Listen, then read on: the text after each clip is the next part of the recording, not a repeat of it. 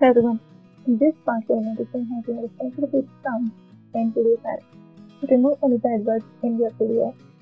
Here I am going to use some custom sound to censor it. You can use the same method to remove the bad words from your video.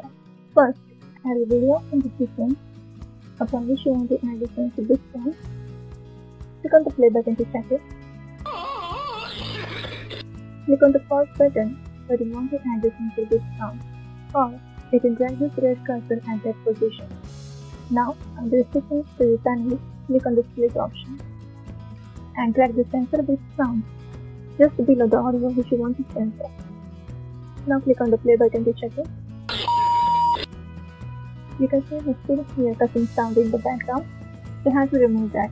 For that, right click on the audio track and click on Mute Audio. Now click on the play button to check it.